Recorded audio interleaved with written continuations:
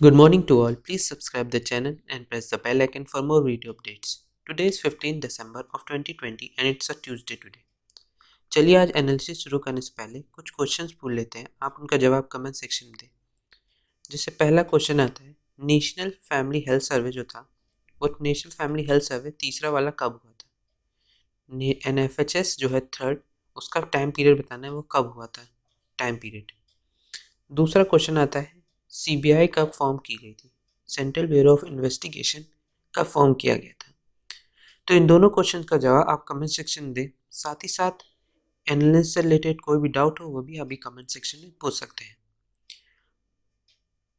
आप हमारे Telegram channel को भी सब्सक्राइब कर सकते हैं, क्वेश्चन आर 247, या इस लोगों के साथ चैनल को सब्सक्राइब कर लीजिए, या तो डिस्क्रिप्शन पर लिंक दी हुई है सब्सक्राइब द टेलीग्राम चैनल, उसको भी क्लिक करके जैसे आप क्लिक करेंगे आप डायरेक्ट हो जाएंगे टेलीग्राम के लिए, और यहाँ पर एक ज्वाइन ऑप्शन आएगा, आप उसको क्लिक करके चैनल को सब्सक्राइब कर सकते हैं, जहाँ पर आपको सारे PDF नोट्स मिल जाएंगे। जो हम लोग बात करते हैं एनालिसिस की, वो सारे के सारे PDF नोट्स आपको यहाँ पे मिल जाते हैं। साथ ही साथ जो रिसेंट पेपर्स आए होते हैं उनके आंसर कीज भी आपको प्रोवाइड हो जाएंगे, साथ ही साथ उनके पेपर्स भी आपको यहाँ पर प्रोवाइड हो जाएंगे। तो एक बहुत ही हेल्पफुल आपका कहते हैं हेल्प हो सकती है प्रिपरेशन में। आप किसी भी की प्रिपरेशन कर रहे होंगे तो आपके लिए एक एज अ करेंट अफेयर कहते हैं, ये आपके लिए एक चैनल यूज़फुल हो सकता है। चलिए आज की एनालिसिस शुरू करते हैं, पहली न्यूज़ देखते हैं। आज की पहली न्यूज़ आती है, government talks to break away leaders as farmers hold hunger strikes. कि जैसे हम लोग ने देखा कि फार्मर्स प्रोटेस्ट जो है वो हंगर स्ट्राइक्स में चला गया है, कि भूख हड़ताल चल रही है, और उस पर सपोर्ट भी किया गया। जैसे आपके जो CM हैं, जो दिल्ली के CM इस वक्त अरविंद केजरीवाल हैं, उन्होंने एक तो सपोर्ट किया है फार्मर की इस हंगर स्ट्राइक को, भूख हड़ताल को, अपने क्या कहते हैं ऑफिस में, पार्टी ऑफिस में किया है उन्होंने। तो क्या कहते हैं उन्होंने सपोर्ट किया है, बहुत बहुत बड़े बड़े लीडर्स जो हैं उन्होंने सपोर्ट किया है, और क्या कहते हैं इस तरह से कई लोगों ने इसको सपोर्ट किया है। तो इस न्यूज़ में वही बात की गई है कि गवर्नमेंट ने सोचा कि इसको ब्रेक अवे किया जाए, जो लीडर्स हैं उसके, फार्मर्स के जो इस वक्त जहाँ पे भूख हड़ताल हो रही है उसके जो लीडर्स हैं उनको क्या कहते हैं तोड़ा जाए, ब्रेक अवे किया जाए। तो जैसे हमने देखा कि जो AI के SCC कन्वीनर जो है वो एविक्ट हो गए हैं इस क्या कहते हैं हंगर स्ट्राइक से। उन्होंने कहा कि वो तैयार हैं सेंटर के साथ बात करने के लिए, जो क्या कहते हैं डायलॉग करने के लिए सेंटर के साथ तैयार है। तो इस न्यूज़ में वही बात की गई है। जो ऑल इंडिया किसान संघर्ष कोऑर्डिनेशन कमेटी है, AIKSCC, जो one of the farmer groups है, जो लीडिंग प्रोटेस्ट जो क्या कहते हैं प्रोटेस्ट को लीड कर रहा था, वो अपनी पोजीशन से हट चुका है। उन्होंने एक विलिंगनेस दिखाई है कि वो इंगेज करना चाहेंगे एक सेपरेट टॉक गवर्नमेंट के साथ, जो एक मेनली फोकस करे मिनिमम सपोर्ट प्राइस जो लॉ है उसके ऊपर एक अलग से फोकस किया जाए। हमें ये नहीं चाहिए कि उन्होंने कहा कि हमें तीनों लॉ पूरी तरह से हटाने नहीं है, हमें सिर्फ MSP वापस लाना है, ऐसा उनका कहना था, और वो लोग हट चुके हैं इस प्रोटेस्ट से। क्या कहते हैं उन्होंने कहा कि हम सेंटर के साथ बात करने के लिए तैयार हैं पूरी तरह से। तो इस न्यूज़ में यही बात की गई। चलिए अगली न्यूज़ देखते हैं हम लोग। अगली न्यूज़ आती है, India is far ahead of China in soft power says Rajnath. कि we have always been at strategic forefront of global security. कि इसमें कहा गया है कि इंडिया बहुत दूर है चाइना की, जो चाइना सोचता होगा अगर कि इंडिया सॉफ्ट पावर है, तो ऐसा कुछ नहीं है, इंडिया बहुत ज़्यादा पावरफुल है, ऐसे इसमें कहा गया है। राजनाथ सिंह जो हमारे डिफेंस मिनिस्टर हैं उनके द्वारा ये कहा गया है। इसमें कहा गया है, जैसे हमने देखा whenever there is situation, LAC पे कोई भी सिचुएशन होती है वॉर की, तो सबसे ऑब्वियस आउटकम आता है कंपैरिजन बिटवीन इंडिया और चाइना की जो मिलिट्री स्ट्रेंथ है, कि क्या दोनों कंट्रीज़ के बीच में मिलिट्री स्ट्रेंथ है, उसके बारे में क्वेश्चन अराइज होता है। तो एक सीरियस डिबेट लाया जा सकता है, who owns more military might. लेकिन एक soft but when it comes soft there is no scope of ambiguity के लिए। लेकिन जब सॉफ्ट पावर की बात होती है तो उसमें कोई एम्बिग्यूटी नहीं आ सकती। India is far ahead of China, उसमें सॉफ्ट पावर में इंडिया चाइना से बहुत आगे है, ऐसा इसमें कहा गया है। जैसे हमने देखा है कि वो वर्ल्ड विद वो क्या कहते हैं इंडिया पूरे वर्ल्ड को अपने आइडियाज़ से इन्फ्लुएंस कर रहा है, जैसे हमने देखा गया है। तो इस पूरे न्यूज़ में यही बात की गई है, जो हमारे डिफेंस मिनिस्टर राजनाथ सिंह ने कही है, कि इंडिया एक सॉफ्ट पावर कंडीशन में बहुत आगे है चाइना से। चलिए अगली न्यूज़ देखते हैं हम लोग। अगली न्यूज़ आती है, Delhi begins doctors training for vaccine drive. कि दिल्ली डॉक्टर्स ने क्या कहते हैं उनकी ट्रेनिंग शुरू हो गई वैक्सीनेशन करने के लिए, कि वैक्सीन ड्राइव में कैसे वैक्सीनेशन करना है। तो इसमें यही न्यूज़ दी गई कि दिल्ली गवर्नमेंट ने स्टार्ट की ट्रेनिंग मोर देन 400 डॉक्टर्स की, जो डिफरेंट हॉस्पिटल्स के हैं दिल्ली के, उनको कोविड-19 वैक्सीनेशन ड्राइव के लिए बुलाया गया, उसकी ट्रेनिंग के लिए। इसमें वही बात की गई कि दिल्ली गवर्नमेंट के ऑफिशियल्स ने बताया कि government has started training more than 400 doctors की ट्रेनिंग शुरू हो गई है। जो डॉक्टर्स ट्रेन करे किए जा रहे हैं by the central government last week are heading the training and it will be completed in 3 days की। जो सेंट्रल गवर्नमेंट द्वारा हेडेड किए जा रहे हैं, जो क्या कहते हैं लास्ट वीक जिनकी ट्रेनिंग हो चुकी है, और वो क्या कहते हैं अब हेड कर रहे हैं इस ट्रेनिंग को, और जो बाकी डॉक्टर्स हैं 400 डॉक्टर्स, उनको वो ट्रेनिंग बता रहे हैं कि कैसे वैक्सीनेशन करना है, वैक्सीन ड्राइव कैसे होगी, उसके बारे में बात की गई है। तो इसमें यही बात की है कि डॉक्टर क्या कहते हैं काफ़ी ज़्यादा इस वक्त वैक्सीन ड्राइव में बिजी हैं, और ये मैक्सिमम डॉक्टर्स इसमें चेक कर रहे हैं क्योंकि वैक्सीन कभी भी आ सकती है, और हमें इस तरह की वैक्सीन ड्राइव करनी होगी, तभी डॉक्टर्स को पता होगी, ट्रेनिंग होगी डॉक्टर्स के पास कि कैसे वैक्सीनेशन पेशेंट्स का करना है। चलिए अगली न्यूज़ देखते हैं। अगली न्यूज़ आती है November sees food inflation drop to 9.43%, कि नवंबर में फूड इन्फ्लेशन जो ड्रॉप आया है वो 9.43% का है, और सीपीआई भी डाउन हुआ है, कंज्यूमर प्रोडक्ट इंडेक्स 6.93%, जो 7.61% था, क्या कहते हो गया है डाउन टू 6.93%, अक्टूबर में ही हो गया था। तो इसमें यही बात की गई, जैसे हमने देखा कि इंडिया का जो रिटेल इन्फ्लेशन जो बेस्ड है कंज्यूमर प्राइस इंडेक्स पे है, जो मॉडरेट किया जाता है मार्जिनली नवंबर में 6.93%, जो हो गया है 7.61% से, तो काफ़ी ज़्यादा डिक्लाइन आया है। तो इसमें वही बात की गई है कि क्या कहते हैं, अब हम लोग देख लेते हैं, इसमें आता है एक नेशनल स्टैटिस्टिकल ऑफिस, इसको हम लोग अलग से देख लेते हैं कि ये डाटा जो है नेशनल स्टैटिस्टिकल ऑफिस के द्वारा आया है। तो हम लोग देख लेते हैं ये नेशनल स्टैटिस्टिकल ऑफिस होता क्या है, इसको अलग से देख लेते हैं हम लोग। नेशनल स्टैटिस्टिकल ऑफिस एनएसओ, ये एक सेंट्रल स्टैटिस्टिकल एजेंसी है गवर्नमेंट की, जो मैंडेट करती है under the statistical service act 1980, under the ministry of statistics and programme implementation की। ये रिस्पॉन्सिबल है development of arrangement for providing statistical information provide करने के लिए, जो क्या कहते हैं मीट करते हैं नीड्स ऑफ द गवर्नमेंट के, और ये सर्विस इंक्लूड करती है collecting, compiling and disseminating official जो स्टैटिस्टिकल इन्फॉर्मेशन है उसको कलेक्ट भी करती है, कंपाइल भी करती है और डिसमिनेट भी करती है। इसके जो जितने भी बिजनेस ऑपरेशंस हैं एनएसओ में, वो किए जाते हैं कॉम्प्लायंस विद इंटरनेशनल स्टैंडर्ड्स जो हैं उसके हिसाब से, और इसकी कुछ प्रोसीजर्स एंड बेस्ट प्रैक्टिसेस हैं उनके हिसाब से ये वर्क करती है। तो ये था नेशनल स्टैटिस्टिकल ऑफिस। चलिए अगली न्यूज़ देखते हैं हम लोग। अगली न्यूज़ आती है Gujarat to get 30,000 megawatt renewable energy park, की गुजरात में नया रिन्यूएबल एनर्जी पार्क बनने वाला है 30,000 मेगावाट का।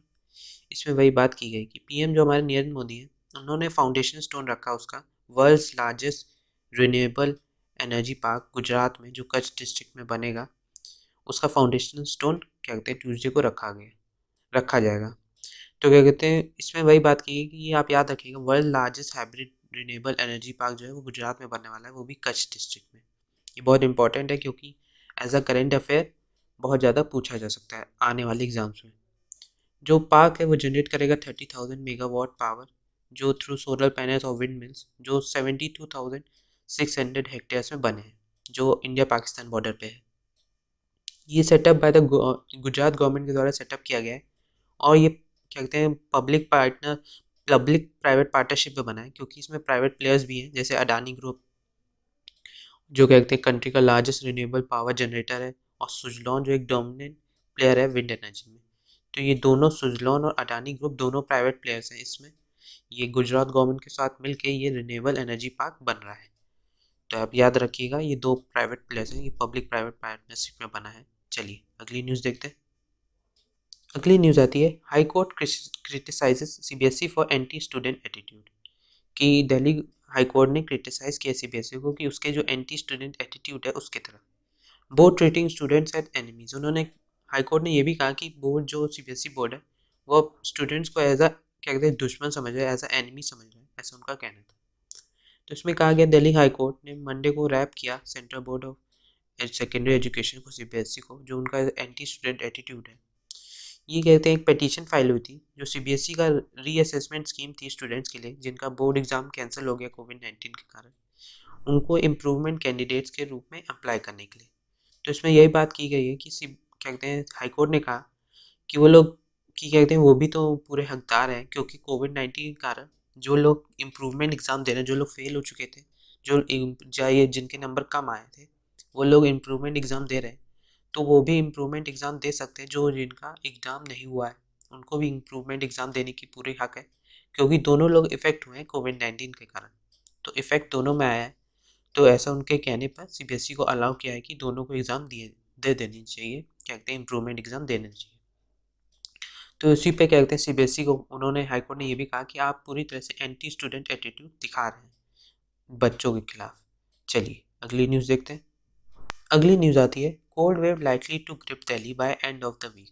कि कोल्ड वेव जल्दी आ सकती है। जैसे हमने देखा कि मरकरी ने टुक अ डाइव ऑन मंडे, उन्होंने क्लियर स्काइज देखी और कोल्ड विंड्स देखी गई कैपिटल में, और मैक्सिमम जो टेम्परेचर था कैपिटल का वो 9.4 डिग्री सेल्सियस देखा गया, जो क्या कहते हैं डिक्रीज कर रहा है, और जल्दी देखा जा सकता है कि ठंडी बहुत तेज़ी से कहते हैं नॉर्थ से आने वाली, हिमालय साइड से बहुत जल्दी कहते हैं जो विंड है, कोल्ड विंड जल्दी शुरू होने वाली है, और धीरे धीरे शुरू भी हो गई है, जल्दी देखी जा सकती है। तो इस न्यूज़ में यही बात की गई है।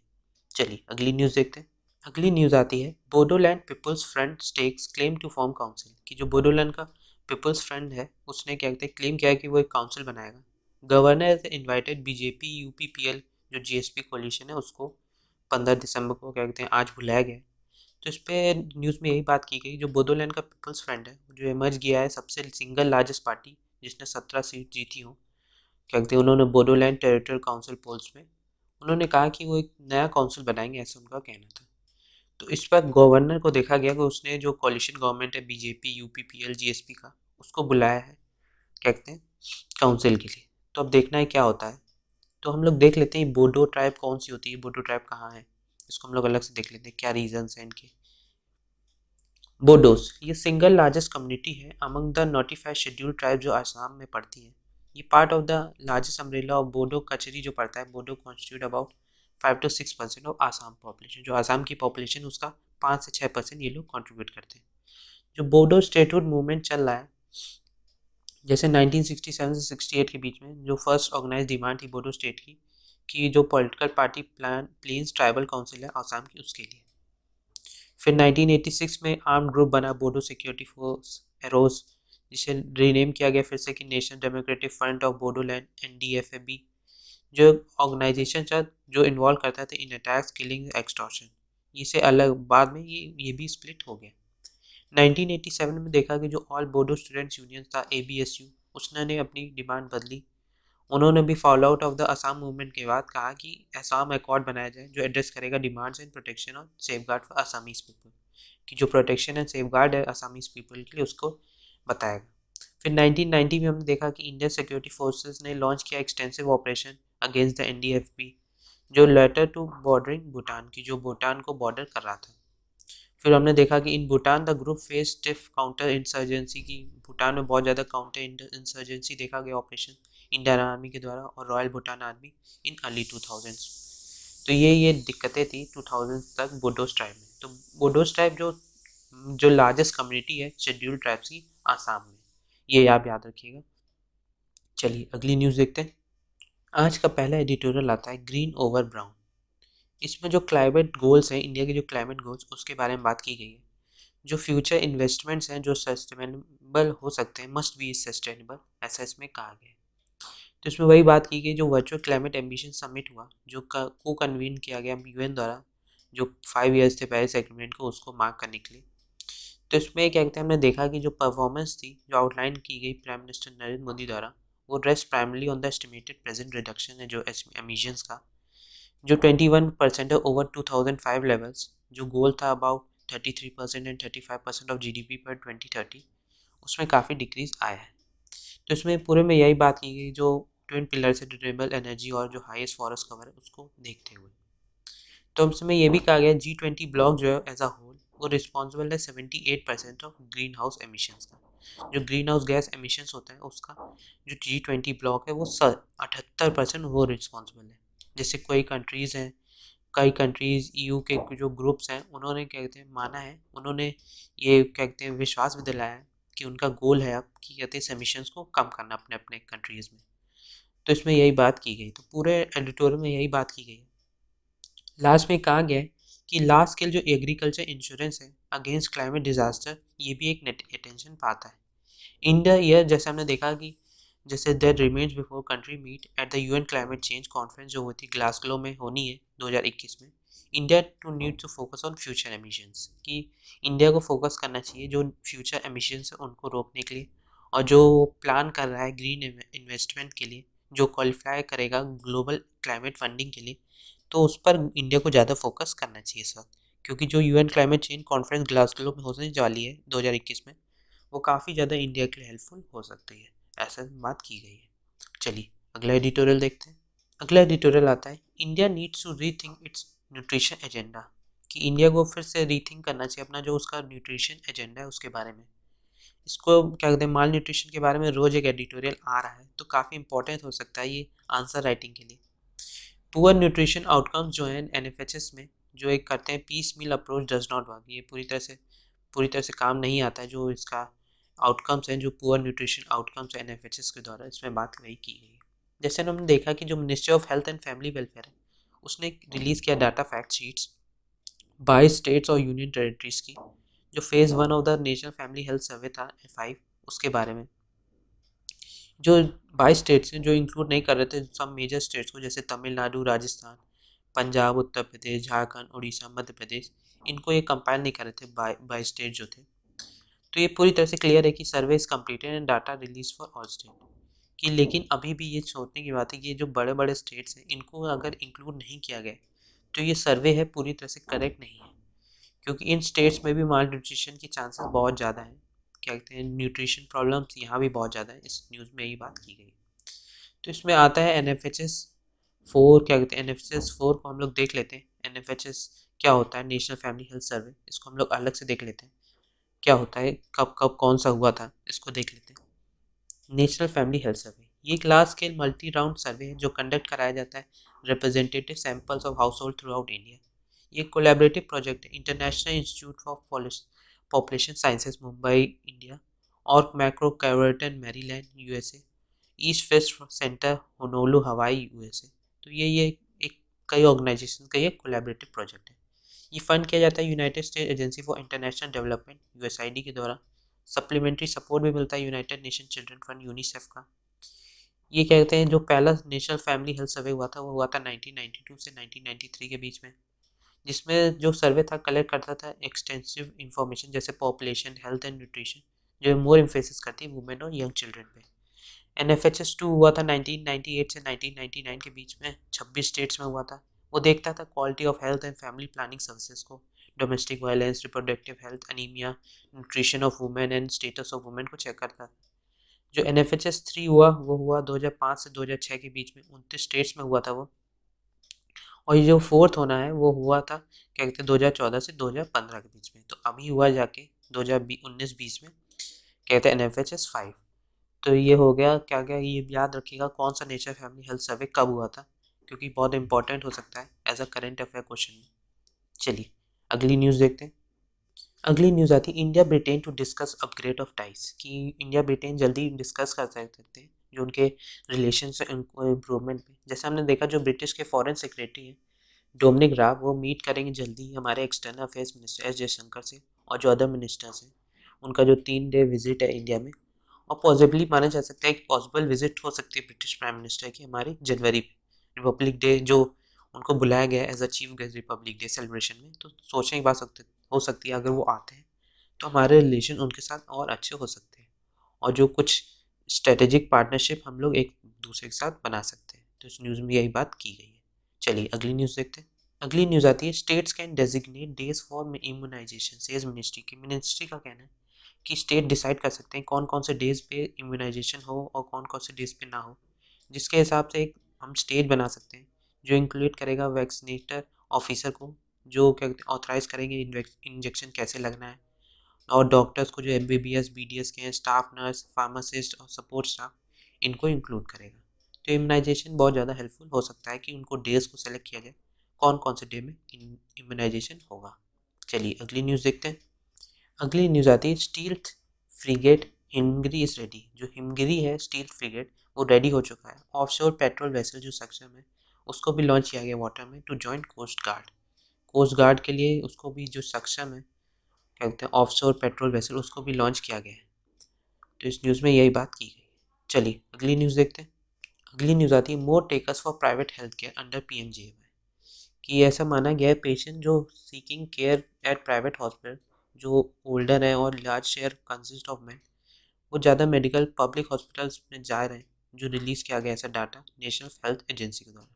तो हम लोग देख लेते हैं PMJAY कौन सी योजना है प्राइम मिनिस्टर की, इसको हम लोग अलग से देख लेते हैं।